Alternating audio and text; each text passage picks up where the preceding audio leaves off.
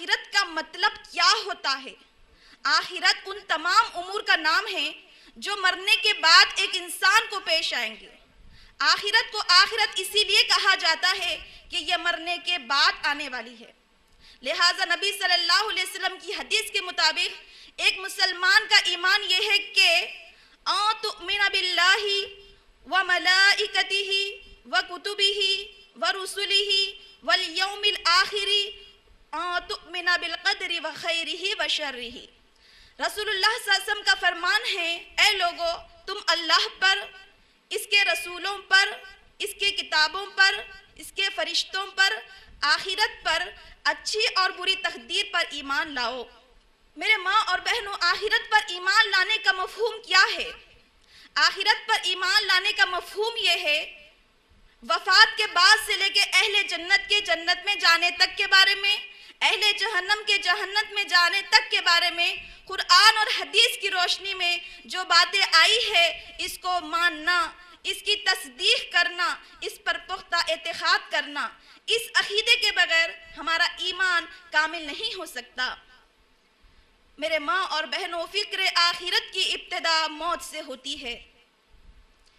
اللہ تعالیٰ سورہ نمبر 3 آیت نمبر 185 میں ارشاد فرماتے ہیں، کل نفس ذائقۃ الموت وانما توفون اجورکم یوم القیامہ فمن زحزح عن النار وادخل الجنۃ فقد فاز وما الحیاۃ الدنیا الا متاع الغرور۔ ہر جاندار موت کا مزہ چکھنے والی ہے، تم سب اپنا پورا اجر قیامت کے روز پانے والے ہو۔ اصل کامیاب وہ ہے جو وہاں آتش جہنم سے بچ جائے اور جنت میں داخل کر دیا جائے۔ رہی یہ دنیا تو ظاہر فریب چیز ہے۔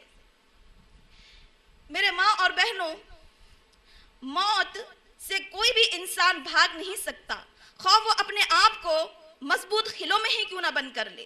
اس لیے نبی صلی اللہ علیہ وسلم نے فرمایا، لذتوں کو مٹانے والی چیز موت کو کثرت سے یاد کرو۔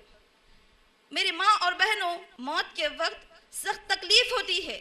یہی وجہ تھی نبی صلی اللہ علیہ وسلم اپنی وفات کے وقت کلمہ پڑھتے جا رہے تھے اور یہ کہتے جا رہے تھے، یقیناً موت کی سخت تکلیف ہوتی ہے، یقیناً موت کے وقت سخت تکلیف ہوتی ہے، یقیناً موت کے وقت سخت تکلیف ہوتی ہے۔ نبی صلی اللہ علیہ وسلم نے فرمایا، تم میں سے کوئی بھی موت کی تمنا نہ کیا کرے، کیونکہ جان کنی کی تکلیف بڑی سخت تکلیف ہوتی ہے، جان کنی کی تکلیف بڑی سخت ہوتی ہے۔ اس لیے میرے ماں اور بہنوں، ہمیں موت کی تمنا نہیں کرنا چاہیے، موت آنے کی دعا بھی نہیں کرنا چاہیے، بلکہ موت کو کثرت سے یاد کرنا چاہیے اور رب سے یہ دعا کرتے رہنا چاہیے، پروردگار مجھے اس وقت تک زندہ رکھ جب تک میرے لیے زندگی بہتر ہوگی، اور مجھے اس وقت فوت کر دینا جب تک میرے لیے وفات بہتر ہوگی۔ میرے ماں اور بہنوں، حقیقت یہ ہے، ایک انسان کو موت کے وقت یہ پتہ چل جاتا ہے کہ اس کا اخروی انجام کیسا ہوگا، وہ جنت میں جائے گا یا جہنم میں۔ کیونکہ میری بہنوں، جب مومن بندے کی دنیا سے رخصتی اور آخرت کی طرف روانگی کا وقت آتا ہے تو اس کے پاس آسمان سے دو روشن چہروں والے فرشتے آتے ہیں، اپنے ساتھ جنت کا لباس، جنت کی خوشبو، جنت کا کفن ساتھ لے کر آتے ہیں، اور مومن بندے سے تاحد قریب نگاہ پھیل کر بیٹھ جاتے ہیں، اور اس سے اور قریب آ جاتے ہیں، اور قریب آ جاتے ہیں، اور قریب آ جاتے ہیں، کہتے ہیں، اے پاکیزہ روح اپنے پروردگار کی مغفرت کی طرف چل، اے پاکیزہ روح اپنے پروردگار کی رحمت کی طرف چل، اے پاکیزہ روح اپنے پروردگار کی مغفرت کی طرف چل۔ تو اس کی روح اس کے جسم سے ایسے آسانی سے نکل پڑتی ہے جیسے مشکیزے سے پانی کا خطرہ بہہ پڑتا ہے۔ پھر اس کی روح کو ایک فرشتہ پکڑتا ہے، ایک لمحہ بھی نہیں گزرتا، دوسرا فرشتہ اس کو جنت کے کفن میں، خوشبودار کفن میں لپیٹ لیتا ہے۔ پھر آسمانی دنیا کی طرف اڑتے ہیں۔ جب بھی فرشتوں کی جس جماعت کے پاس سے گزرنا ہوتا ہے تو فرشتے دریافت کرتے ہیں، یہ کس کی روح ہے، یہ پاکیزہ روح کون ہے؟ تو وہ فرشتے جواب دیتے ہیں، فلاں کا بیٹا فلاں ہیں، فلاں کا بیٹا فلاں ہیں، فلاں کا بیٹا فلاں ہیں۔ وہ اس کا بہترین نام ذکر کرتے ہیں، جس طرح اس کا دنیا میں بڑی عزت کے ساتھ نام پکارا جاتا تھا۔ پھر اور مزید اوپر لے جاتے ہیں، یہاں تک کہ اس کے استقبال کے لیے فرشتے آسمان کے دروازے کھول دیتے ہیں۔ یہاں تک کہ جس فرشتوں کی جماعت سے گزر ہوتا ہے मुखर्रिब फरिश्ते मोमिन बंदे की रूह के साथ साथ चलते हैं, यहाँ तक कि वो आसमानी दुनिया तक पहुँच जाता है। तो अल्लाह अज़्ज़ व जल फरमाते हैं, मेरे मोमिन बंदे के नामे आमाल इल्लियीन में रख दो और उसकी रूह जिस्म में कब्र के साथ वापस लौटा दो, यहाँ तक कि उसकी रूह को खबर में वापस लौटा दिया जाता है। मेरे माँ और बहनों, इसी तरह जब काफिर बंदे का दुनिया से रुखसती और आखिरत की तरफ रवानगी का वक्त आता है तो उसके पास आसमान से दो सियाह चेहरों वाले फरिश्ते आते हैं, अपने साथ सख्त बदबूदार टाट का कफन लेकर आते हैं। फिर काफिर बंदे की रूह से ताहत निगाह फैल कर बैठ जाते हैं, फिर उससे और करीब आ जाते हैं और करीब आ जाते हैं और करीब आ जाते हैं, यहाँ तक कि उसके सराहने बैठ जाते हैं। कहते हैं, ए खबीस रूह निकल, तेरा रब तुझसे बड़ा ही नाराज है। ए खबीस रूह निकल, तेरे परवरदिगार के गुस्से और गजब की तरफ चल। उसकी रूह उसके जिस्म से निकलना नहीं चाहती, परवरदिगार से अर्ज करती है, परवरदिगार से फरियाद करती है, रब्बना अखरिजना नामल सालिहन गैरल्लज़ी कुन्ना नामल। परवरदिगार मुझे थोड़ी सी मोहलत दे दे ताकि मैं दुनिया में जाकर नेक आमाल कर लूं। परवरदिगार फरमाता है, नहीं नहीं, ये तो बस एक खौल है जिसका तू खायल हो रहा है, तेरे पसे पुश्तो बरज़खी जिंदगी है। फिर उसकी रूह उसके जिस्म से निकलना नहीं चाहती कि फरिश्ते उसके चेहरे और पीठ पर मारते हैं। उसकी रूह उसके जिस्म से निकलना नहीं चाहती कि फरिश्ते उसकी रूह के साथ सख्ती करते हैं। रूह उसके जिस्म से निकलना नहीं चाहती। इस बारे में अल्लाह ताला सूरह क़ियामा में इरशाद फरमाते हैं, कल्ला इज़ा बलगतित तराही वक़ील मन राक़ वज़न्ना अन्नहुल फ़िराक़ वल्तफ़तिस साक़ु बिस्साक़ इला रब्बिका यौमा इज़्निल मसाक़। जब काफिर बंदे की रूह कांधे और सीने के दरमियान यानी हंसली तक पहुंच जाएगी, तब काफिर बंदा कहेगा, है कोई झाड़ फूक करने वाला?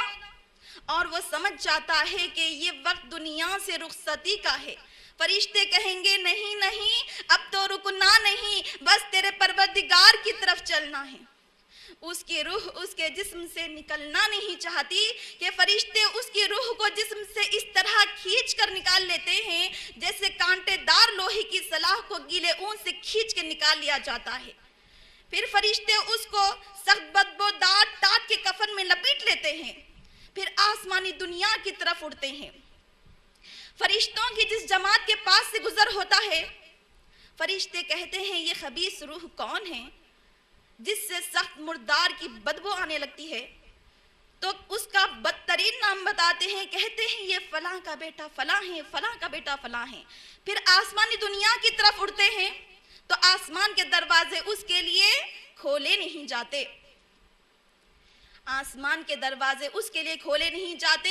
अल्लाह अज़्ज़ व जल फरमाता है, इस खबीस रूह के नामे आमाल को जमीन के निचले हिस्से सिज्जीन में रख दो और उसकी रूह को उसकी खबर में वापस लौटा दो। आसमान से फरिश्ते उसकी रूह को बड़ी सख्ती के साथ नीचे फेंक देते हैं।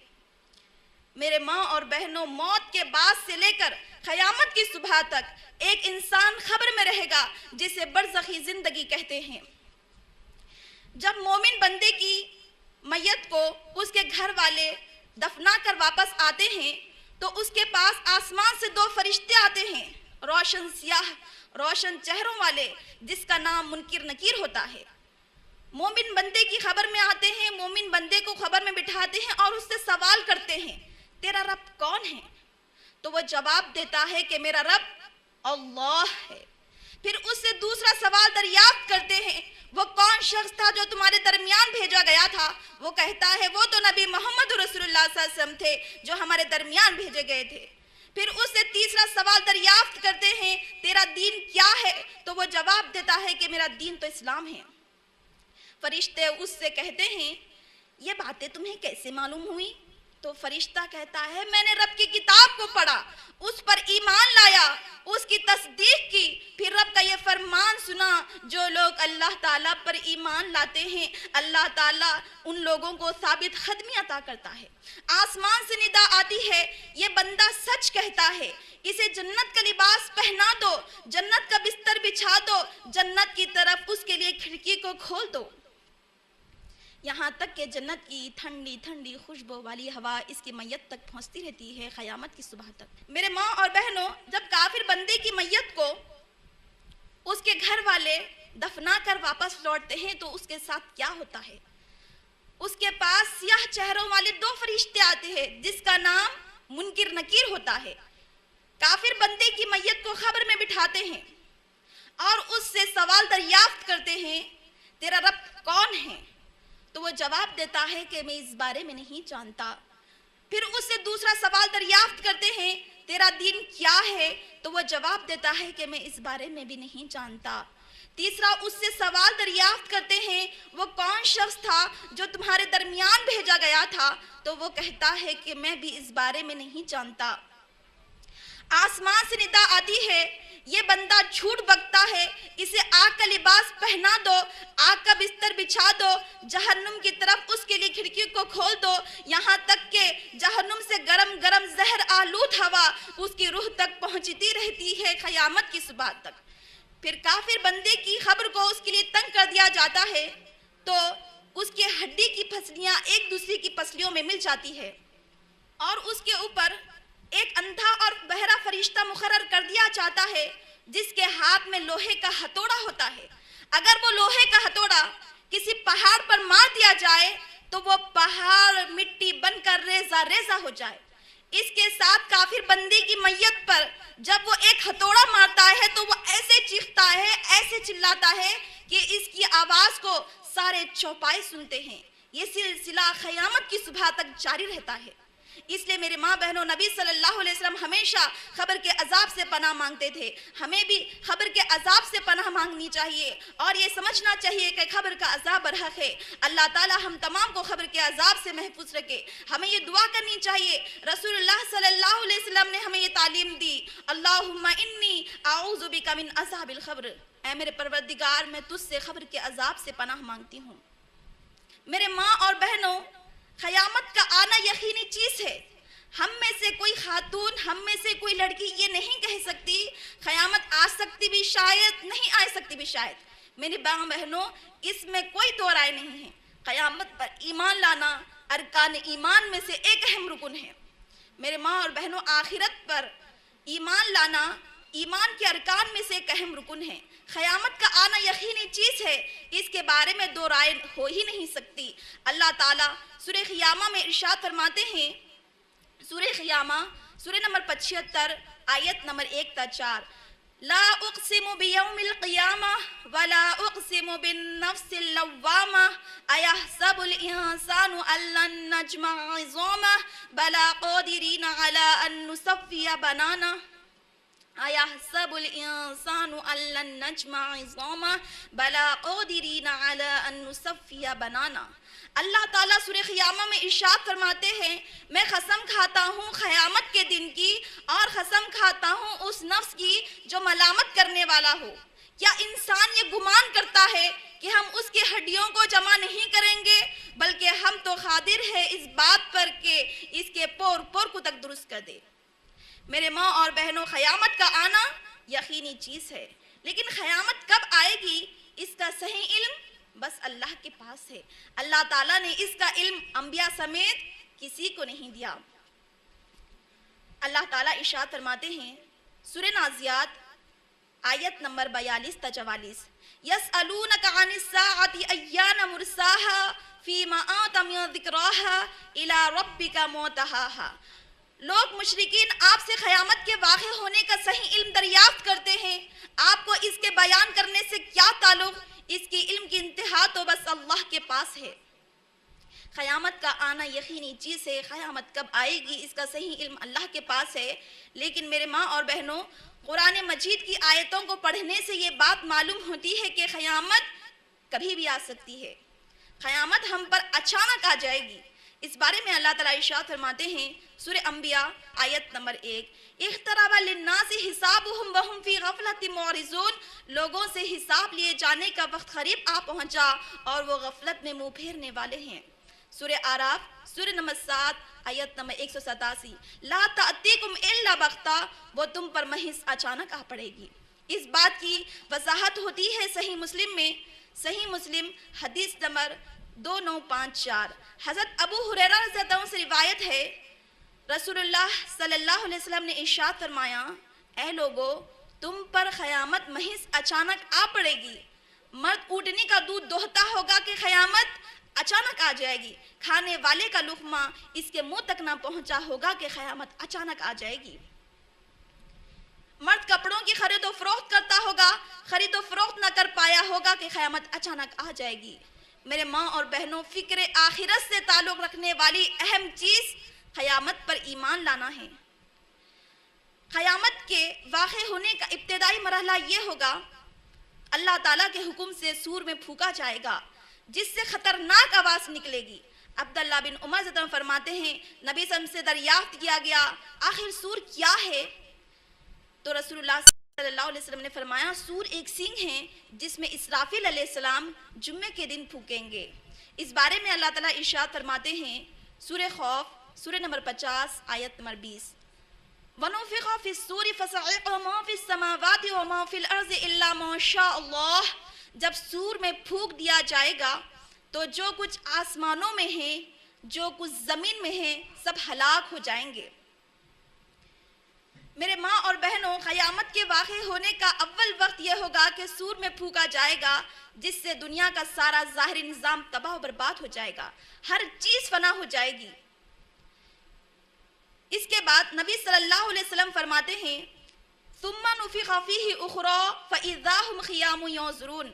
جب سور میں پھونکا جائے گا تو دوبارہ لوگ اٹھ کر کھڑے ہو کر دیکھنے لگیں گے۔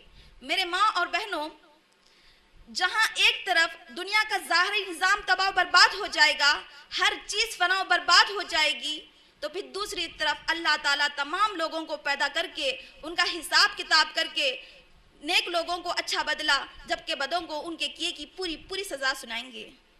میرے ماں اور بہنوں، قیامت کے واقع ہونے کا ابتدائی مرحلہ سور ہوگا۔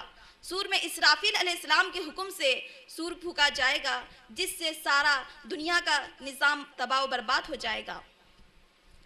میرے ماں اور بہنوں، اللہ تعالیٰ ارشاد فرماتے ہیں، سورہ رحمان آیت نمبر 27-28، کل من علیہا فان ویبقا وجہ ربک ذو الجلال والاکرام۔ ہر چیز جو دنیا پر ہے فنا ہو جائیں گی، سوائے تیرے رب کی ذات جو عزت اور عظمت والی ہے باقی رہ جائے گی۔ اللہ تعالیٰ کہیں گا کہ اس دن کوئی شخص ہماری نظروں سے چھپ کر بھاگ نہیں سکے گا۔ سورہ کہف، سورہ نمبر 18 آیت نمبر 48، اللہ تعالیٰ ارشاد فرماتے ہیں، وَحَشَرْنَاهُمْ فَلَمْ نُغَادِرْ مِنْهُمْ أَحَدًا۔ ہم تمام لوگوں کو اکٹھا کرنے پر قادر ہے، ان میں سے کوئی بھی ہماری نظروں سے چھٹ کر بھاگ نہیں سکے گا۔ میدان حشر کی گرمی کا اندازہ اس بات سے لگایا جا سکتا ہے کہ اس دن سورج 1 میل کے فاصلے پر ہوگا، جس کی وجہ سے لوگوں کے اتنے پسینے بہیں گے جس میں کشتیاں چلائی جا سکیں گی۔ میرے ماں اور بہنوں، میدان حشر کی طوالت 50,000 سال ہوگی۔ اس بارے میں اللہ تعالیٰ ارشاد فرماتے ہیں، سورہ معارج، سورہ نمبر 70 آیت نمبر 4، فی یوم کان مقدارہ 50,000 سنہ۔ فرشتے اور روح الامین ایسے دن میں چڑھیں گے جس کی طوالت 50,000 سال ہوں گی۔ میرے ماں اور بہنوں، میدان حشر کی سختیوں سے بچنے کے لیے تمام لوگ رب سے عاجزی کریں گے۔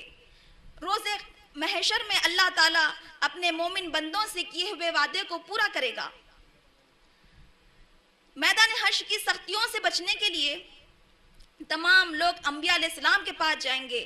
کچھ لوگوں کو عرش الہی کا سایہ نصیب ہوگا اور کچھ لوگوں کو نبی صلی اللہ علیہ وسلم کی قربت نصیب ہوگی۔ کچھ لوگ نور کے ممبروں پر کھڑے کیے جائیں گے۔ میدان حشر میں اللہ تعالیٰ تمام لوگوں کو خبروں سے اٹھا کر جمع کر دے گا، تو مومن بندوں کی کیفیت کو اللہ تعالیٰ فرماتا ہے کہ متقی لوگ، پرہیزگار لوگوں کو اس دن کوئی خوف نہیں ہوگا، ان کے چہرے روشن اور بارونق ہوں گے۔ میدان حشر میں اللہ تعالیٰ جہاں ایک طرف سورج 1 میل کے فاصلے پر آ جائے گا، تو میدان حشر میں اللہ تعالیٰ ایسے نازک مرحلے میں صرف 7 قسم کے لوگوں کو عرش کے سائے میں جگا دیں گے، جب اللہ تعالیٰ کے سائے کے علاوہ کوئی دوسرا سایہ ہرگز نہیں ہو سکے گا۔ اللہ تعالیٰ 7 قسم کے لوگوں کو عرش الہی کے نیچے جگا دیں گے۔ سب سے پہلا انصاف کرنے والا آدمی، دوسرا وہ شخص جس نے اپنی زندگی عبادت میں گزار دی، تیسرا وہ شخص جس کا دل ہمیشہ مسجد سے لگا رہے، چوتھا وہ شخص جسے کسی باحسین عورت نے برائی کے ارادے سے بلائے اور وہ کہے کہ میں اللہ سے ڈرتا ہوں، پانچواں وہ شخص جس نے اس قدر چھپا کر صدقہ کیا کہ اس کے دائیں ہاتھ نے جو خرچہ کیا اس کے بائیں ہاتھ کو تو خبر نہ ہوئی ہو، چھٹا وہ شخص جس نے کسی سے باہم اللہ کے لیے محبت کی اور باہم نفرت کی، یعنی ان کے ملنے اور جلنے کی اور جدائی کی بنیاد صرف دین ہوتی تھی، ساتواں وہ شخص جس نے تنہائی میں بیٹھ کر اللہ کے لیے اللہ کے ڈر سے اس قدر آنسو بہائے ہیں کہ اس کے اوپر خشیت الہی کا لرزہ طاری ہو گیا ہو۔ میرے ماں اور بہنوں، میدان حشر میں نمازیوں کے اعضاء وضو کی وجہ سے چمک رہے ہوں گے، انصاف کرنے والے لوگوں کو نور کے منبروں پر کھڑا کیا جائے گا، اچھے اخلاق والوں کو نبی صلی اللہ علیہ وسلم کی قربت نصیب ہوگی، حالت اسلام میں ضعیف ہونے والے شخص کو نور عطا کیا جائے گا، مشکل میں دوسروں کے کام آنے والوں کی مشکل دور کر دی جائیں گی، تنگ دستوں کے ساتھ آسانی کرنے والوں کے ساتھ آسانی کر دی جائیں گی، اچھے اخلاق والوں کو نبی صلی اللہ علیہ وسلم کی قربت نصیب ہوگی، شہداء کو 70 حوریں ان کو عطا کی جائیں گی۔ ایک طرف میدان حشر میں متقی لوگوں کی کیفیت کو اللہ تعالیٰ بیان کرتا ہے، پھر کافر لوگوں کی، نافرمان لوگوں کی کیا کیفیت ہوگی اس کے مختصر جھلکیاں اللہ تعالیٰ قرآن مجید میں بتاتا ہے کہ متقی لوگوں کے علاوہ کافر لوگ، مشرک لوگ، اللہ تعالیٰ کے نافرمان لوگ، اللہ تعالیٰ کے باغی لوگ بہت ہی ذلت ناک انداز میں ٹھہریں گے، زکوٰۃ ادا نہ کرنے والوں کو سخت عذابوں سے دوچار کیا جائے گا، ہر غدار کی پشت پر اللہ تعالیٰ ایک جھنڈے کو رکھیں گے، اپنی ذمہ داری سے منہ پھیرنے والے آدمی سے اللہ تعالیٰ بھی منہ پھیر لیں گے، خائن اپنی خیانت کردہ چیز اپنی پیٹھ پر لیے ہوئے رب العالمین کے سامنے حاضر ہوں گا، بے نمازی لوگ قارون، فرعون، حامان اور ابی بن خلف کے ساتھ کھڑے ہوں گے، قاتل کی گردن مقتول کے ہاتھ میں ہوں گی، بیویوں کے درمیان عدل نہ کرنے والے شخص کی حالت فالج زدہ سی ہوں گی، سود خور لوگ پاگل پن کی حالت میں، رشوت لینے والے لوگ پاگل پن کی خپتیوں جیسی حالت میں کھڑے ہوں گے،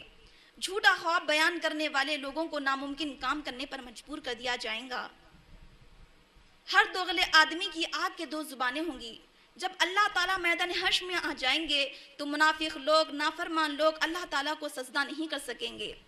میرے ماں اور بہنوں، متقی لوگوں کی یہ کیفیت ہوگی، گناہ گاروں کی یہ حالت ہوگی، تو اس وقت کی گھبراہٹ سے بچنے کے لیے، اس دن کی خوفناکی سے بچنے کے لیے تمام لوگ انبیاء علیہ السلام کے پاس جائیں گے تاکہ ہمارا کچھ نہ کچھ فیصلہ سنا دیا جائے، تمام انبیاء علیہ السلام اپنا کچھ نہ کچھ عذر پیش کر کے دوسرے نبی کے پاس بھیج دیں گے، یہاں تک کہ وہ نبی محمد رسول اللہ صلی اللہ علیہ وسلم کے پاس آ جائیں گے، نبی صلی اللہ علیہ وسلم فرمائیں گے ہاں میں اپنے بندوں کی شفاعت کروں گا۔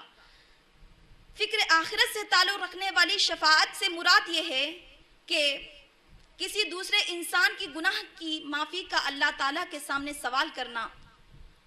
نبی صلی اللہ علیہ وسلم فرماتے ہیں کہ ہر نبی کی ایک دعا ہوتی ہے، تو میں چاہتا ہوں کہ میری دعا روز قیامت اپنی امت کی شفاعت کے لیے محفوظ کر لوں۔ نبی صلی اللہ علیہ وسلم کی شفاعت کی وجہ سے اللہ تعالیٰ بہت سارے لوگوں کو جہنم سے نکالیں گے، صالحین لوگوں کی شفاعت قبول کی جائیں گی اور روزہ اور قرآن کی شفاعت قبول کی جائیں گی، قرآن مجید اور روزہ پروردگار کے پاس آ کر شفاعت کرے گا، اس کی شفاعت قبول کی جائیں گی، شہداء، علماء، حفاظ کرام کو یہ اعزاز بخشا جائیں گا کہ ان کے 70 رشتہ داروں کے حق میں شفاعت کریں، فرشتے بھی شفاعت کریں گے، اللہ تعالیٰ فرمائیں گے کہ اب صالحین لوگ، انبیاء علیہ السلام شفاعت کر چکے ہیں، نیک اعمال شفاعت کر چکے ہیں، اب صرف ارحم الراحمین یعنی خود اللہ تعالیٰ باقی ہے، تو اللہ تعالیٰ چند مٹھی بھر لوگوں کو جہنم سے نکالنے کا فیصلہ کریں گے جنہوں نے کلمے کے علاوہ کبھی بھی کوئی نیک عمل نہ کیا ہوگا۔ میرے ماں بہنوں، یہاں پر شفاعت کے تعلق سے ایک چھوٹی سی بات یہ واضح کرنا چاہتی ہوں، شفاعت کے معنی ہم ہرگز یہ نہیں لے سکتے اللہ تعالیٰ کے فیصلوں کو بدلنے کے لیے کہا جا رہا ہے، بلکہ اللہ تعالیٰ جن لوگوں کو معاف کرنے کا فیصلہ کر چکے ہوں گے انہی لوگوں کے حق میں اللہ تعالیٰ شافی کو حکم دیں گے کہ مشفوع کے حق میں شفاعت کی جائے، شفاعت کی وجہ سے اللہ تعالیٰ جہنم سے لوگوں کو نکال کر جنت میں داخل کریں گے۔ میرے ماں اور بہنوں، فکر آخرت سے تعلق رکھنے والی بہت ہی اہم چیز حساب و جزا ہے۔ میدان حشر میں حساب جزا سے مراد یہ ہے، اللہ تعالیٰ اپنے عدالت عالیہ میں ہر انسان سے اس کے دنیا میں کیے ہوئے اعمال کے بارے میں پوچھیں گے، اس کے ہر عمل کے بارے میں پوچھیں گے، ہر قول کے بارے میں پوچھیں گے۔ دنیا میں وہ جو کچھ کرتا رہا اس کے بارے میں اس سے سوال کیا جائے گا۔ میدان حشر میں اللہ تعالیٰ کسی کے اوپر ذرہ برابر ظلم نہیں کریں گے۔ ہر شخص جس نے ذرہ برابر بھی نیکی کی ہوگی رب العالمین کے سامنے نام اعمال میں دیکھ لے گا۔ جس نے اس دنیا میں رائی دانے برابر بھی برائی کی ہوگی رب العالمین کے سامنے دیکھ لے گا۔ انصاف کا یہ عالم ہوگا کہ ظالم کو، مظلوم کو ظالم کی طرف سے پورا فیصلہ لے کر دے دیا جائے گا۔ میرے ماں اور بہنوں، میدان حشر میں اللہ تعالیٰ بادلوں کے سائے میں جلوہ افروز ہوں گے، جبکہ فرشتے بھی صف در صف آ کھڑے ہوں گے۔ اللہ تعالیٰ کے سامنے تمام لوگ حساب کتاب کے لیے صف بستہ حالت میں اکٹھا کیے جائیں گے۔ اللہ تعالیٰ فرمائیں گا، میں نے آج کے دن ظلم کو حرام کر لیا ہے، کسی کے اوپر ذرہ برابر ظلم نہیں کیا جائے گا۔ ہر انسان اپنے کیے ہوئے نام اعمال کو اپنے آنکھوں سے دیکھ لے گا۔ کسی دوسرے انسان کے گناہ کا بوجھ کوئی دوسرا نہیں اٹھائے گا۔ انصاف کا یہ عالم ہوگا، اگر دنیا میں کسی شخص نے کسی شخص کو ناحق ایک تھپڑ بھی مارا ہوگا، میدان حشر میں اس کا بدلہ دلا دیا جائے گا۔ انصاف کا یہ عالم ہوگا کہ جانوروں کو بھی قصاص دلوا دیا جائے گا۔ بغیر سینگ والی بکری کو سینگ والی بکری سے قصاص دلوا دیا جائے گا جس نے اس کو سینگ مارا ہوگا۔ حساب کتاب کے وقت ایک آدمی اپنے بھائی سے، اپنے باپ سے، اپنے بیٹی سے، اپنے بیوی سے، اپنے دوستوں سے، ہر ایک سے دور بھاگے گا۔ اس دن ہر ایک کو ایسی فکر دامنگیر ہوگی جو اسی کے لیے کافی ہوگی۔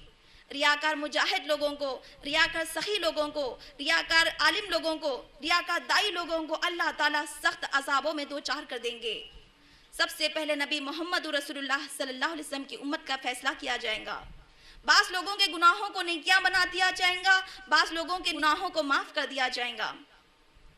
نبی صلی اللہ علیہ وسلم کے 70,000 افراد کو اللہ تعالیٰ بغیر حساب کتاب کے جنت میں داخل کریں گے۔ اللہ ارشاد فرماتے ہیں سورہ خوف، سورہ نمبر 50 آیت نمبر 21، وَجَاءَتْ كُلُّ نَفْسٍ مَّعَهَا سَائِقٌ وَشَهِيدٌ۔ اس دن ہر شخص آئے گا، اس کے ساتھ ایک ہانکنے والا ہوگا اور ایک گواہی دینے والا ہوگا۔ یعنی میدان حشر میں حساب کتاب کے لیے آدمی رب العالمین کے سامنے آنا نہیں چاہے گا کہ فرشتے اس کو زنجیروں میں باندھ کر رب العالمین کے سامنے کھینچ کر لے کر آئیں گے۔ دوسرا گواہی دے گا، پروردگار یہ شخص ہم سے دنیا میں یہ کام کرواتا رہا۔ میرے ماں اور بہنوں، یہاں تک کہ زمین بھی گواہی دیں گی کہ یہ شخص دنیا میں یہ کام کرتا تھا۔ میرے ماں اور بہنوں، اللہ تعالیٰ جس طرح موت دینے پر ہم کو قادر ہے، جس طرح خبروں میں رکھنے پر کافی ہے، جس طرح دوبارہ اٹھانے پر اللہ تعالیٰ کافی ہے، میدان حشر میں اللہ تعالیٰ جمع کرنے پر قادر ہے، اسی طرح اللہ تعالیٰ میری بہنوں ہر فرض سے ایک فرض سے حساب کتاب لینے پر کافی ہے۔ اللہ تعالیٰ ارشاد فرماتے ہیں سورہ ہجر، سورہ نمبر 15 آیت نمبر 92 تا 93، فَوَرَبِّكَ لَنَسْأَلَنَّهُمْ أَجْمَعِينَ، قسم ہے تیرے پروردگار کی، ہم ان سے ضرور باز پرس کریں گے ہر اس عمل کی جو وہ کیا کرتے تھے۔ میرے ماں اور بہنوں، ایک انسان رب العالمین کے سامنے حساب کتاب دیتے وقت 5 سوالوں کا جواب دیے بغیر حل بھی نہیں سکے گا۔ اللہ تعالیٰ اس سے پہلا سوال کریں گے، ہم نے تم کو زندگی دی کہاں پر گزاری، ہم نے تم کو جوانی دی کہاں پر بتائی، ہم نے تم کو مال دیا کہاں سے کمایا، چوہتا کہاں پر خرچ کیا، ہم نے تم کو علم دیا اس کے مطابق کتنا عمل کیا۔ ایک انسان اللہ تعالیٰ کی عطا کردہ جن نعمتوں، مال و دولت، خوشحالی، امن و اطمینانی، صحت و سلامتی سے جس طرح لطف اندوز ہوتا رہا، اس کے متعلق بھی اللہ تعالیٰ سوال کریں گے، کیا میرا بندہ ان نعمتوں کے ملنے پر شکر ادا کرتا رہا یا نافرمانی ہی کا رویہ اختیار کیے رکھا۔ سورہ تکاثر آیت نمبر 8، ثم لتسألن یومئذ عن النعیم، پھر اس دن تم ضرور نعمتوں کے بارے میں سوال کیے جاؤ گے۔ سورہ بنی اسرائیل، سورہ نمبر 17 آیت نمبر 36، ان السمع والبصر والفؤاد کل اولئک کان عنہ مسئولا، بے شک کان، آنکھ، دل، ان میں سے ہر ایک کے بابت سوال کیا جائے گا۔ حساب کتاب کے وقت اللہ تعالیٰ سب سے پہلے نماز کے بارے میں پوچھیں گے، حقوق العباد میں اللہ تعالیٰ قتل و خون کے بارے میں پوچھیں گے، وعدوں، عہدوں، امانت داری کے بارے میں اللہ تعالیٰ پوچھیں گے۔ امت محمدیہ کا سب سے پہلے حساب لے لیا جائے گا۔ الغرض میری بہنوں، اللہ تعالیٰ نے سورہ حشر آیت نمبر 18 میں ہم لوگوں کو تعلیم دی، یا ایھا الذین آمنوا اتقوا اللہ ولتنظر نفس ما قدمت لغد۔ اے ایمان والو، اللہ تعالیٰ سے ڈرو اور خوب جان لو تم نے کل کے لیے کیا تیاری کی ہے۔ میرے ماں اور بہنوں، ہم تمام لوگوں کو سوچنا چاہیے، فکر آخرت سے تعلق رکھنے والی اس چیز حساب کتاب ہے۔ ہمیشہ حساب کتاب کے لیے رب العالمین سے دعا کرتے رہنا چاہیے، اللہم حاسبنی حسابا یسیرا، اللہم حاسبنی حسابا یسیرا، اللہم حاسبنی حسابا یسیرا۔ اے میرے پروردگار، میرے لیے حساب کو آسان فرما۔ حشر نشر حساب کتاب کے بعد اللہ تعالیٰ ہر شخص کے نام اعمال کو میزان میں تولیں گے، یعنی ایک بڑا ترازو ہوگا جس میں ایک پلڑے میں نیکیوں کو رکھا جائے گا، ایک پلڑے میں برائیوں کو رکھا جائے گا۔ اعمال کا تولا جانا برحق ہے۔ میزان میں نام اعمال اللہ تعالیٰ اس لیے تولیں گے تاکہ لوگوں کی حجت اللہ تعالیٰ پر یہ نہ رہے کہ ہم پر ظلم کیا گیا تھا۔ اللہ تعالیٰ فرماتے ہیں کہ میزان میں ہر شخص کا نام اعمال تولا جانا برحق ہے۔ ہر شخص کے نام اعمال کو میزان میں اللہ تعالیٰ تولیں گے۔ سورہ اعراف سورہ نمبر 7 آیت نمبر 8 تا 9، والوزن یومئذ الحق فمن ثقلت موازینہ فاولئک هم المفلحون ومن خفت موازینہ فاولئک الذین خسروا انفسهم بما كانوا بآیاتنا یظلمون۔ اعمال کا تولا جانا برحق ہے، پر جس شخص کے نیکیوں کا پڑلا بھاری ہو گیا پس وہ کامیاب ہو گیا، جس کے اعمال کا پڑلا ہلکا ہو گیا وہ تو خسارہ پانے والوں میں سے ہو گیا۔ میرے ماں اور بہنوں، نبی صلی اللہ علیہ وسلم نے میزان کے تعلق سے فرمایا، دو کلمات ایسے ہیں جو زبان پر بہت ہی ہلکے ہیں اور میزان میں بہت زیادہ بھاری ہوں گے۔ وہ الفاظ ہے سبحان اللہ و بحمدہ سبحان ربی العظیم۔ نبی صلی اللہ علیہ وسلم نے فرمایا طہارت نصف ایمان ہے، الحمدللہ میزان کو نیکیوں سے بھر دیتا ہے۔ نبی صلی اللہ علیہ وسلم نے فرمایا میں نے میزان میں اچھے اخلاق سے زیادہ وزنی کوئی چیز نہیں دیکھی۔ لوگوں کے اعمال نامہ تولے جانے کے بعد ہر شخص کے نام اعمال ان کے ہاتھوں کو دے دیے جائیں گے۔ ہر شخص جان لے گا کہ اس کو کہاں پر جانا ہے، جنت میں جانا ہے یا جہنم میں جانا ہے۔ ہر شخص اپنے آنکھوں سے اپنے نام اعمال کو دیکھ لے گا۔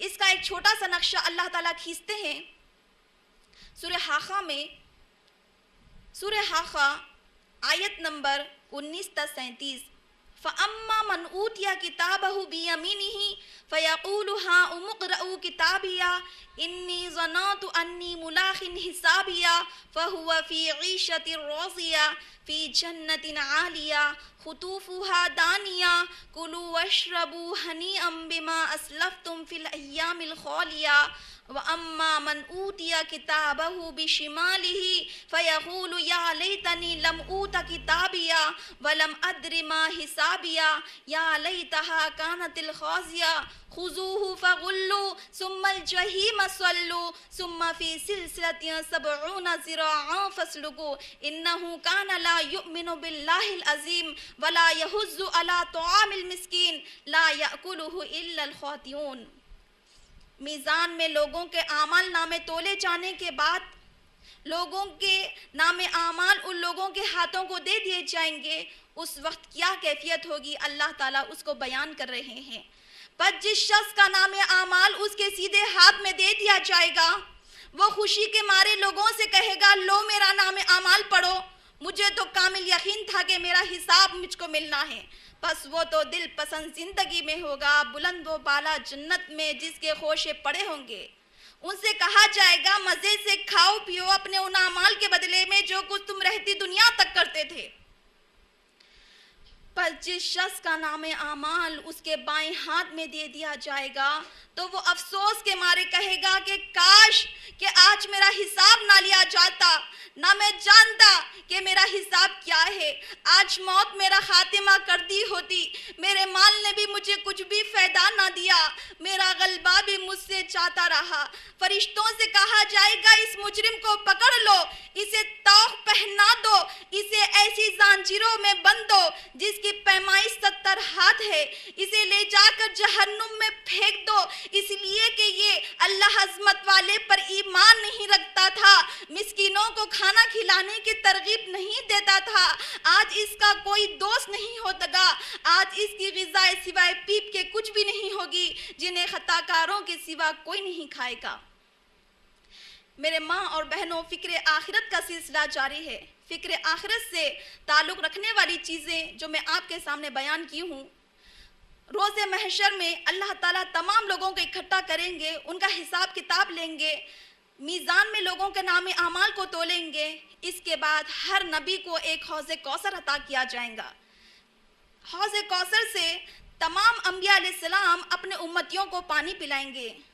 میدان حشر میں اللہ تعالیٰ ہر نبی کو ایک حوض کوثر عطا کریں گے، جس کا پانی جنت کی نہر کوثر سے آ رہا ہوگا۔ کوثر کا پانی دودھ سے زیادہ سفید، شہد سے زیادہ میٹھا، کستوری سے زیادہ خوشبودار ہوگا۔ جو بھی ایک مرتبہ وہ پانی پیے گا پھر اسے پیاس نہیں ہوگی۔ ہر ایماندار امتیوں کو اپنے اپنے نبی پانی پلائیں گے۔ نبی صلی اللہ علیہ وسلم سے بھی اللہ تعالیٰ نے وعدہ کیا ہے، اے نبی صلی اللہ علیہ وسلم ہم نے آپ کو کوثر عطا کریں گے۔ سورہ کوثر آیت نمبر 1، اِنَّا أَعْطَيْنَاكَ الْكَوْثَرَ، یقیناً اے نبی صلی اللہ علیہ وسلم ہم نے آپ کو کوثر عطا کی ہے۔ نبی صلی اللہ علیہ وسلم کے حوض کوثر سے نبی صلی اللہ علیہ وسلم تمام امتیوں کو پانی پلائیں گے، جس کے برتنوں کی تعداد ستاروں جیسی ہوں گی۔ نبی صلی اللہ علیہ وسلم کی امت سے 4 قسم کے لوگ محروم کر دیے جائیں گے، کافر لوگ، مشرک لوگ، مرتد لوگ، منافقین لوگ۔ 4 قسم کے لوگ نبی صلی اللہ علیہ وسلم کے حوض کوثر سے محروم کر دیے جائیں گے۔ میرے ماں اور بہنوں، حوض کوثر کا پانی پینے کے بعد، حساب کتاب کے بعد، میزان کے بعد، اللہ تعالیٰ ہر شخص کو پل صراط کے اوپر سے گزاریں گے۔ ہر شخص کو، چاہے وہ نبی صلی اللہ علیہ وسلم ہو یا کوئی بھی عام شخص ہو، ہر شخص کو اللہ تعالیٰ پل صراط کے اوپر سے گزاریں گے۔ صراط کے معنی لغت میں اگر ہم دیکھیں تو اس کے معنی ہوتے ہیں واضح راستہ۔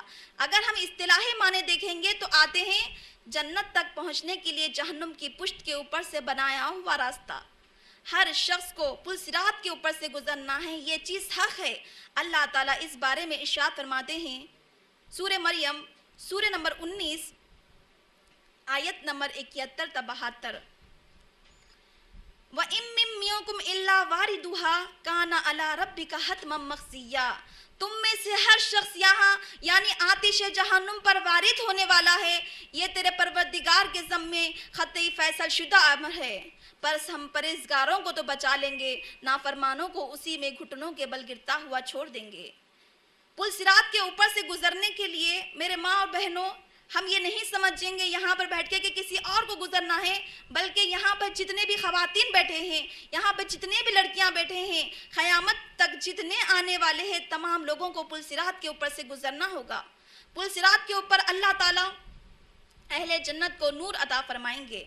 اس بارے میں اللہ تعالیٰ ارشاد فرماتے ہیں، سورہ حدید سورہ نمبر 57 آیت نمبر 12، یوم تری المؤمنین والمؤمنات یسعی نورہم بین ایدیہم وبایمانہم بشراکم اليوم جنات تجری من تحتہا الانہار ذالک هو الفوز العظیم۔ اس دن نبی صلی اللہ علیہ وسلم آپ مومن مردوں اور عورتوں کو دیکھیں گے کہ ان کا نور ان کے دائیں دائیں، ان کے بائیں بائیں دوڑ رہا ہوگا۔ ان سے کہا جائے گا کہ آج تمہارے لیے جنتوں کی خوشخبری ہے جن کے نیچے سے نہریں جاری ہے۔ پل صراط کے اوپر سے آسانی سے گزرنے کے لیے اہل ایمان رب سے دعا کریں گے، ربنا اتمم لنا نورنا واغفر لنا انک علی کل شیء قدیر، اے پروردگار ہمارے نور کو باقی رکھنا جب تک کہ ہم پل صراط کے اوپر سے نہ گزر جائے، بس ہمیں بخش دے، بے شک تو ہر چیز پر قادر ہے۔ پل صراط کی باریکی کے بارے میں رسول اللہ فرماتے ہیں کہ پل صراط بال سے زیادہ باریک، تلوار سے زیادہ تیز ہے۔ پل صراط کے اوپر بڑے بڑے کونڈے لگے ہوں گے جو لوگوں کو ان کے اعمال کے مطابق کھینچ کھینچ کر جہنم میں پھینک دیں گے۔ تمام لوگوں کو پل صراط کے اوپر سے گزارا جائے گا۔ पुल सिरात के ऊपर से गुजरने के लिए लोगों को उनके आमाल के मुताबिक नूर अता किया जाएगा, जिसकी रोशनी में पुल सिरात के ऊपर से कुछ लोग पलक झपकने में गुजर जाएंगे, कुछ लोग हवा की तेज़ी के मानंद गुजरेंगे, कुछ लोग बिजली की तरह गुजरेंगे, कुछ लोग परिंदों की तरह गुजरेंगे, कुछ लोग जानवरों जैसा गुजरेंगे, कुछ लोग ऊँटों के मानंद गुजरेंगे, कुछ लोग तेज़ रफ्तार घोड़ों की तरह गुजरेंगे, बास लोग आम रफ्तार पैदल की तरह चल चल कर जन्नत तक पहुंच जाएंगे। मेरे माँ और बहनों, सबसे पहले नबी सल्लल्लाहु अलैहि वसल्लम पुल सिरात को उबूर करेंगे, इसके बाद नबी सल्लल्लाहु अलैहि वसल्लम की उम्मत मोहम्मदिया पुल सिरात को उबूर करेगी। मेरे माँ और बहनों, पुल सिरात उबूर करके नबी सल्लल्लाहु अलैहि वसल्लम अपनी उम्मत के हक़ में दुआ करते होंगे, रब्बी सल्लिम, ए परवरदिगार मेरी उम्मत को सलामत रखना, ए मेरे परवरदिगार मेरी उम्मत को सलामत रखना। पुल सिरात उबूर करके नबी सल्लल्लाहु अलैहि वसल्लम जन्नत के दरवाजे पर दस्तक देंगे। दरबान कहेंगे तुम कौन हो? नबी सल्लम कहेंगे मैं जनाब नबी मोहम्मद रसूलुल्लाह सल्लल्लाहु अलैहि वसल्लम हूँ। तो दरबान कहेंगा नबी सल्लल्लाहु अलैहि वसल्लम मुझे हुक्म दिया गया है कि आपसे पहले किसी के लिए जन्नत का दरवाज़ा ना खोलूँ। नबी सल्लल्लाहु अलैहि वसल्लम के लिए जन्नत का दरवाज़ा खोल दिया जाता है। सबसे पहले नबी सल्लल्लाहु अलैहि वसल्लम की उम्मत पुल सिरात उबूर करके जन्नत तक पहुंच जाएगी तो जन्नत के दरबान उनके इस्तकबाल के लिए आ जाएंगे, कहेंगे ए अहले जन्नत तुम पाकीज़ा रहो, तुम सलामती हो, तुम हमेशा हमेशा की जन्नत में दाखिल हो जाओ। यहाँ पर अब तुम हमेशा हमेशा रहोगे, हमेशा पाकीज़ा रहोगे, हमेशा तंदुरुस्त रहोगे, कभी बीमार नहीं होंगे, हमेशा जवान रहोगे, कभी तुमको बुढ़ापा नहीं आएगा। अब तुम यहाँ पर हमेशा हमेशा रहोगे, यहाँ से अब तुमको कभी निकाला नहीं जाएगा, ना ही तुम्हारा निकलने का यहाँ से इरादा होगा। अल्लाह ताला कुरान मजीद में फरमाते हैं, सूरह आल इमरान सूरह नंबर 3 आयत नंबर 185, फमो ज़ुहज़िया अनिन नारि व उदखिलल जन्नत फ़क़द फ़ाज़, बस जो दोज़ख से बचा लिया गया, जन्नत में दाखिल कर दिया गया, यकीनन वो बहुत बड़ी कामयाबी तक जा पहुंचा। मेरे माँ और बहनों, अल्लाह ताला ने जन्नत को बहुत बड़ी कामयाबी करार दिया है। आखिर जन्नत क्या है मेरी बहनों? जन्नत के माने क्या होते हैं जिसे अल्लाह ताला ने बहुत बड़ी कामयाबी करार दिया है? मेरे माँ और बहनों, जन्नत के माने होते हैं बाग, यानी ऐसा बाग जहाँ हर किस्म के फल फूल, सायेदार दरख्त, पानी, शहद, दूध की नहरें, सोने चांदी के महलात, कीमती मोतियों से बने खेमे, नीचे निगाहें रखने वाली खूबसूरत खूबसूरत हूरें, हमेशा हमेशा की ज़िंदगी, अलगर्ज़ मेरी बहनों ऐश व इशरत की ज़िंदगी का सारा सामान वहाँ पर मौजूद होगा। लेकिन ये हसीन मनाजिर वाली नेमत उन लोगों को अता की जाएंगी जो इस दुनिया में किताब व सुन्नत की तालीमात पर अमल पैरा रहे, हर हालत का सामना करते हुए रब पर तवक्कल करते रहे, हर हालत में अल्लाह ताला के नमाजी और दियानतदार सच्चे बंदे बने रहे। मोमिन बंदे जिन लोगों के लिए जन्नत है वो दुनिया में खुशी, गमी, तंदुरुस्ती, मालदारी, गरीबी, उरूज, जवाल, हर हालत में अल्लाह ताला के सच्चे नमाजी बंदे बंदे रहे। दुनिया के तमाम आजमाइशों का, दुनिया के तमाम तकालीफ का सामना करते हुए कभी भी अल्लाह ताला से मायूस नहीं हुए, कभी अल्लाह ताला से बदगुमान नहीं हुए, बल्कि हमेशा अल्लाह ताला पर भरोसा करते रहे जिनका बदला इन्हें दुनिया में नहीं मिला। यकीनन ये लोग मुस्तहिक़ है कि इनके आमाल का पूरा पूरा बदला दिया जाए तो अल्लाह ताला जन्नत की सूरतों में उनको बेहतरीन जज़ा अता फरमाएंगे, जहाँ वो हमेशा हमेशा रहेंगे, कभी उनको वहाँ से निकाला नहीं जाएगा। अल्लाह ताला नबी सल्लल्लाहु अलैहि वसल्लम से फरमाते हैं, ए नबी सल्लल्लाहु अलैहि वसल्लम, मैंने मोमिन बंदों के लिए जन्नत में ऐसी ऐसी नेमतें उठा कर रखी है, ऐसी ऐसी नेमतें उठा कर रखी है जिसे किसी आँख ने देखा नहीं, किसी कान ने सुना नहीं, किसी इंसानी दिल ने इसका तसव्वुर तक नहीं किया। मेरे माँ और बहनों, जन्नत के बारे में नबी सल्लल्लाहु अलैहि वसल्लम ने फरमाया, जन्नत की चौड़ाई ज़मीन व आसमान के बराबर है, जन्नत के 100 दर्जात है, जन्नत की खुशबू होगी जिसे महसूस किया जा सकेगा, जन्नत में सोने चांदी के महलात होंगे, जन्नत में कीमती मोतियों से बने से खैमे होंगे। नबी सल्लल्लाहु अलैहि वसल्लम से पूछा गया, ए अल्लाह के नबी सल्लल्लाहु अलैहि वसल्लम, आखिर जन्नत किस चीज़ से बनाई गई? तो नबी सल्लल्लाहु अलैहि वसल्लम ने फरमाया कि जन्नत की 1 ईंट सोने की और 1 ईंट चांदी की और उसकी समीट कस्तूरी की होंगी और उसके मोती याकूत के होंगे, जिसके संग रेज़े मोती और याकूत के होंगे और उसकी मिट्टी ज़ाफ़रानी होंगी। जन्नत में औरतों की तादाद ज़्यादा होंगी, نبی صلی اللہ علیہ وسلم نے فرمایا جنت میں ایسے ایسے خوبصورت بالا خانے ہیں، ایسے ایسے خوبصورت بالا خانے ہیں جن کا اندرونی منظر باہر سے اور بیرونی منظر اندر سے دیکھا جا سکتا ہے۔ نبی صلی اللہ علیہ وسلم سے پوچھا گیا اے اللہ کے نبی صلی اللہ علیہ وسلم آخر یہ بالا خانے کن لوگوں کو عطا کیے جائیں گے؟ تو نبی صلی اللہ علیہ وسلم نے فرمایا جو لوگوں سے پاکیزہ گفتگو کرے، کھانا کھلائے اور اس وقت صلاح ادا کرے جب تمام لوگ سوئے ہوئے ہوں۔ میرے ماں اور بہنوں، جنت میں داخلہ ابدی ہوگا، جو بھی ایک مرتبہ داخل ہوگا وہاں سے کبھی نکالا نہیں جائے گا۔ اہل جنت کو کسی چیز کا خوف ہوگا اور نہ ہی کوئی غم ہوگا۔ اہل جنت سونے اور چاندی کے برتن استعمال کریں گے، سونے چاندی کے محلات، قیمتی موتیوں سے بنے خیمے استعمال کریں گے، سونے چاندی کے قیمتی موتے کنگن ان کو پہنائے جائیں گے، ریشم کے لباس ان کو پہنائے جائیں گے، ریشم کے بستر ان استعمال کریں گے، اور ایسے ایسے تختوں پر جلوہ افروز ہوں گے، ایسے ایسے تختوں پر جلوہ افروز ہوں گے جو سونے سے بنے ہوئے ہوں گے۔ وسلم نے فرمایا بڑی عمر کے لوگوں کے سردار حضرت ابو بکر صدیق رضی اللہ عنہ، عمر رضی اللہ عنہ ہوں گے، نوجوانوں کے سردار حضرت حسین رضی اللہ عنہ ہوں گے۔ نبی صلی اللہ علیہ وسلم نے فرمایا اہل جنت کے تمام خواتین کے سردار، اہل جنت کے تمام خواتین سے افضل 4 عورتیں ہوں گی۔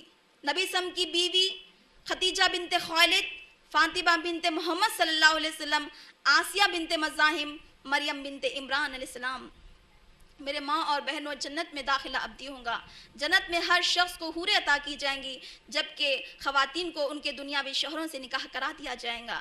اہل جنت کے خاندان کو باہم اکٹھا کر دیا جائے گا۔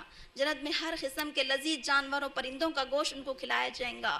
الغرض میری بہنوں، اہل جنت جب جنت میں پہنچ جائیں گے اور جنت کی نعمتوں سے لطف اندوز ہوں گے تو ایک ندا آئیں گی، اہل جنت تم اب جنت میں ہمیشہ ہمیشہ رہو گے، کیونکہ موت کو مینڈھی کی شکل میں ذبح کر دیا گیا ہے۔ الغرض میری بہنوں، جب اہل جنت جنت میں چلے جائیں گے، جنت کی نعمتوں سے لطف اندوز ہوں گے، تب اللہ تعالیٰ فرمائیں گے اے اہل جنت کیا تم خوش ہو؟ تو اہل جنت فرمائیں گے پروردگار ہم کیوں خوش نہ ہوں؟ کیا تو نے ہمارے چہروں کو منور نہیں کر دیا؟ کیا تو نے ہمیں جنت میں داخل نہیں کر دیا؟ کیا تو نے ہمیں جہنم سے نجات نہیں دے دی؟ جب پروردگار اپنے حجاب کو دور فرمائیں گے تو اہل جنت کو جنت میں ایسی کوئی نعمت نہیں دکھیں گی جو انہیں رب کے دیدار سے زیادہ عزیز ہو۔ میرے ماں اور بہنوں، پھر اللہ تعالیٰ فرمائیں گے اے اہل جنت فرمائیں گے پروردگار ہم حاضر ہیں، تیری فرما برداری کے لیے ہم حاضر ہیں، ہر قسم کی حمد و ثنا صرف تیرے ہی لیے ہے۔ اللہ تعالیٰ فرمائیں گے اہل جنت کیا تم خوش ہو؟ کیا تم مجھ سے مزید کچھ اور چاہتے ہو؟ تمہارا کچھ اور مزید مطالبہ ہے؟ اہل جنت فرمائیں گے پروردگار تو نے ہمیں ان نعمتوں سے سرفراز فرما دیا ہے جو تو نے دنیا اور آخرت میں شاید کسی کو عطا نہ کی ہو۔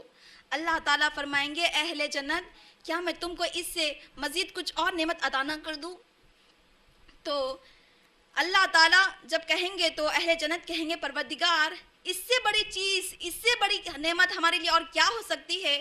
تو اللہ تعالیٰ فرمائیں گے اے اہل جنت آج سے میں تمہارے لیے اپنی رضامندی کو حلال قرار دیتا ہوں، آج کے بعد میں تم سے کبھی مایوس نہیں ہوں گا۔ میرے ماں اور بہنوں، اللہ تعالیٰ کی رضامندی سب سے بڑی نعمت ہے۔ الغرض میری بہنوں، اللہ تعالیٰ نے قرآن مجید میں ہم سے بار بار کہا ہے دیکھو اللہ تعالیٰ پر ایمان لاؤ، اس کے رسول پر ایمان لاؤ، اس کی تصدیق کرو، یقیناً ایسے ہی لوگ جنت میں داخل ہوں گے۔ میری بہنوں، ہم ہرگز یہاں بیٹھ کے یہ تصور نہیں کر سکتے کہ جنت میں داخلہ آسان بات ہے، کیونکہ میری بہنوں جنت ایک عظیم اور بلند مقام ہے۔ بلندی پر چڑھنے کے لیے مسلسل محنت، جد و جہد اور ہمت افزائی کی ضرورت ہوتی ہے۔ میری ماں اور بہنوں، چند ایسے اعمال بتانا چاہتی ہوں، انشاءاللہ اس پر عمل کرنے سے جنت میں داخلہ ہمارے لیے اور جہنم سے نجات ہمارے لیے یقینی ہو سکتا ہے۔ سب سے پہلے نبی صلی اللہ علیہ وسلم نے فرمایا ارکان اسلام پر مضبوطی سے عمل کرنا، شرک بدعت سے بچنا، اللہ اور اس کے رسول کی فرما برداری کرنا، اللہ اور اس کے رسول کی فرما برداری کے بعد نماز، روزہ، زکوٰۃ، حج کی پابندی کرنا، انصاف کرنا، لوگوں سے اچھی گفتگو کرنا، فضول باتوں سے اجتناب کرنا، زبان اور شرمگاہ کی حفاظت کرنا، خفیہ اور علانیہ میں اللہ تعالیٰ سے ڈرنا، فخری اور مالداری میں میانہ روی اختیار کرنا، اللہ تعالیٰ کا تقویٰ اختیار کرنا، لوگوں سے اچھی گفتگو کرنا، قرآن حفظ کرنا، پھر اسے مسلسل پڑھتے رہنا حتیٰ کہ وہ اسے یاد رہے، سلام پھیلانا، کھانا کھلانا اور اس وقت صلاح ادا کرنا جب تمام لوگ سوئے ہوئے ہو۔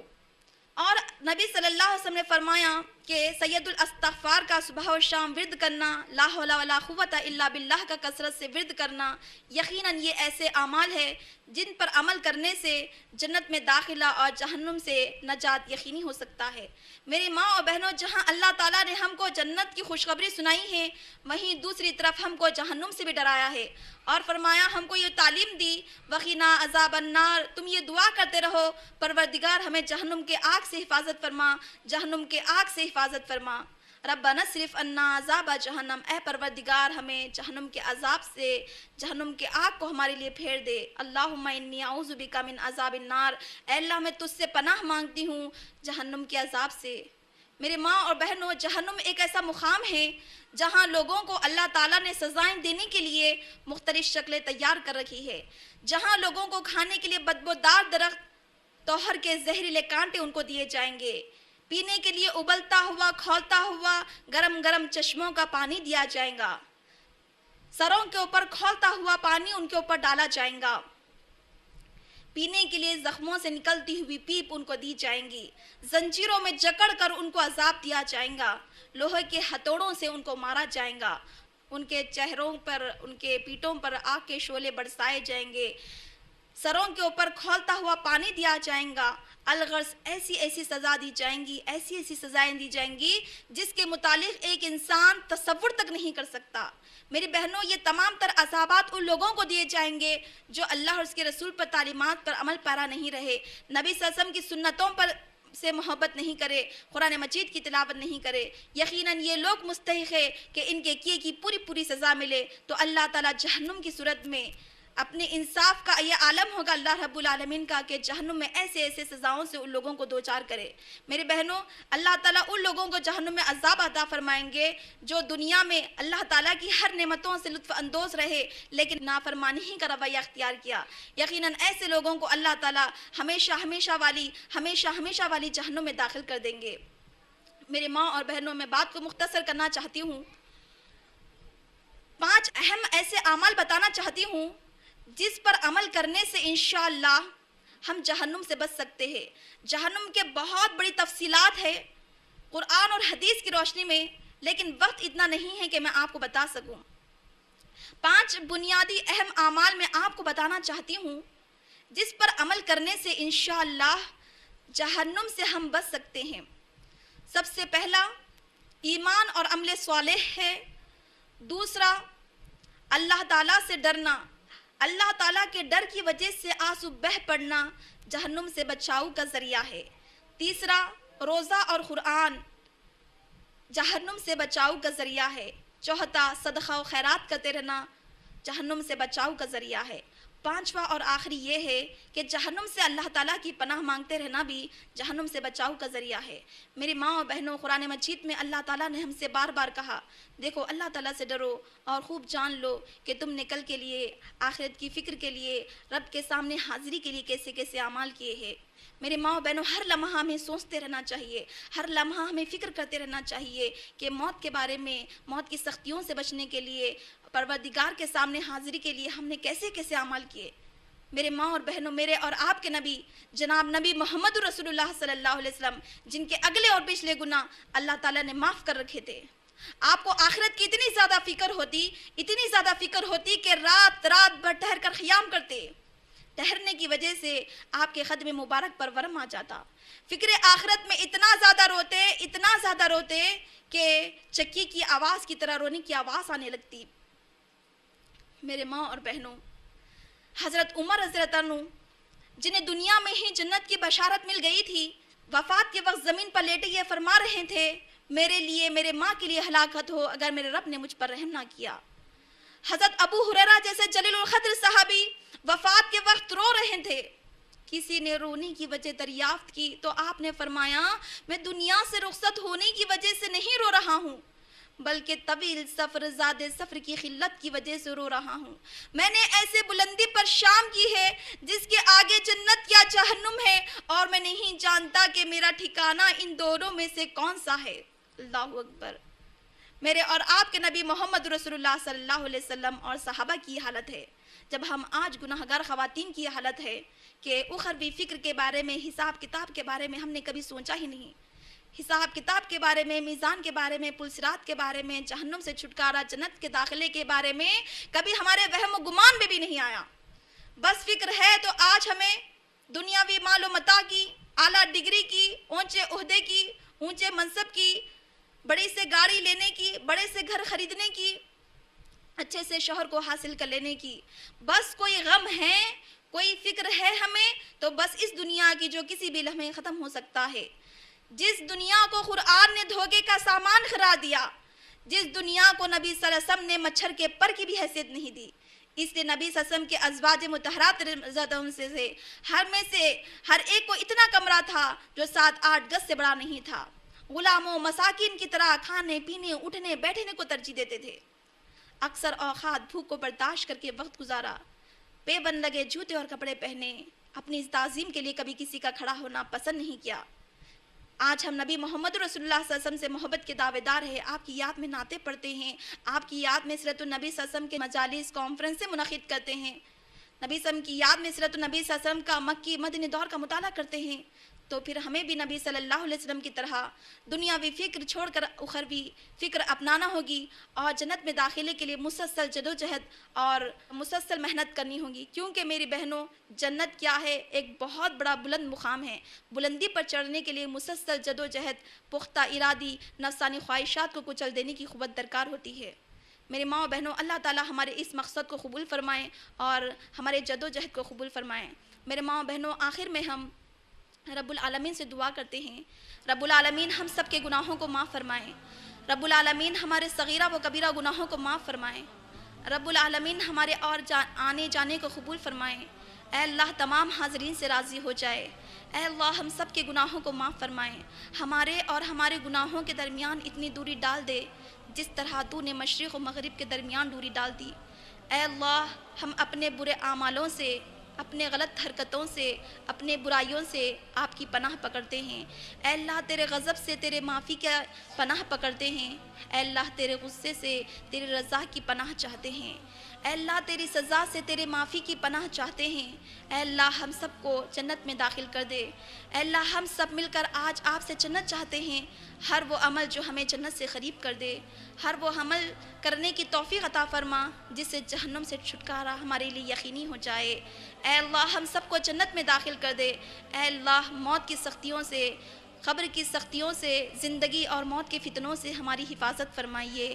اے اللہ ہم سب آپ سے جنت چاہتے ہیں، ہر وہ عمل جو ہمیں جنت سے قریب کر دے، جنت میں آپ کا دیدار، نبی صلی اللہ علیہ وسلم کی دیدار ہم سب کو نصیب فرمائیں۔ اے اللہ تیری رضامندی ہمارے لیے بھی حلال عطا فرمائیے۔ اے اللہ ہمیں اس وقت تک زندہ رکھ جب تک ہمارے لیے زندگی بہتر ہے، اور ہمیں اس وقت فوت کر دینا جب ہمارے لیے وفات بہتر ہوگی۔ اے اللہ ہر حالت میں ہم آپ کے ہر فیصلے سے راضی ہونے کا سوال کرتے ہیں، تجھ سے تیری ملاقات کا، تیرے چہرے کی طرف دیکھنے کی لذت کا سوال کرتے ہیں۔ اے اللہ ہمیں دنیا اور آخرت میں کامیابی عطا فرما۔